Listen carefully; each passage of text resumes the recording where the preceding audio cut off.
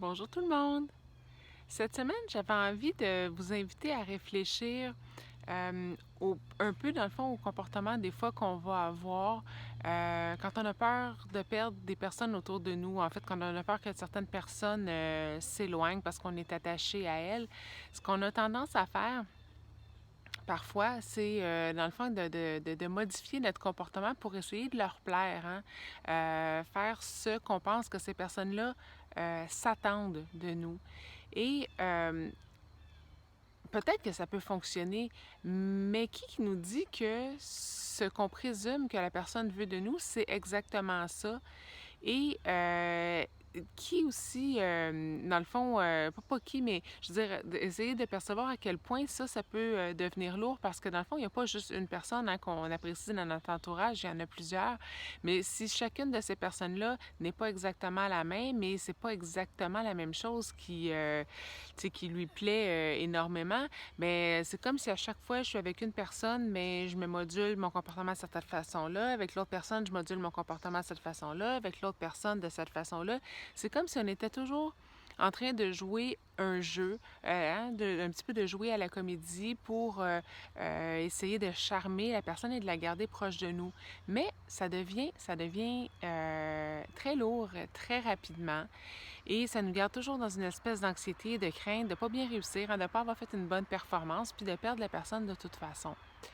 What if, hein? Et si, plutôt que de se moduler pour tenter de plaire à tous ces profils de personnes-là, on n'était pas toujours soi-même, exactement comme on est.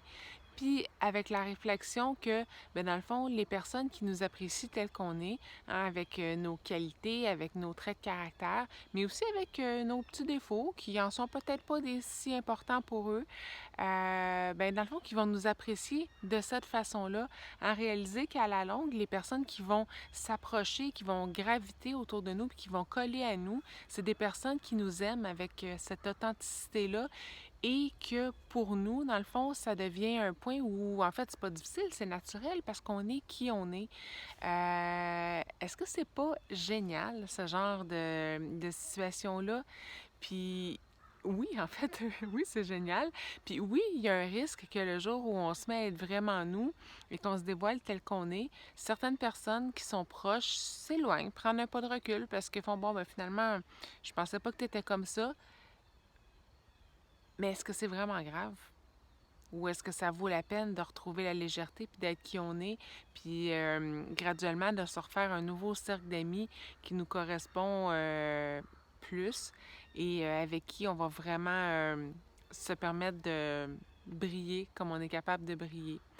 Donc, je vous mets en situation. Dans le fond, l'explication est venue avant la mise en situation, mais la phrase était Don't be afraid of losing people, be afraid of losing you by trying to please everyone else. Tu sais, losing you, peur de se perdre en voulant plaire à tous les autres, hein, en essayant de jouer ces rôles qui font qu'à la longue, ben, on n'est plus nous, on se dénature. Donc, bonne réflexion tout le monde, bonne semaine, bye bye.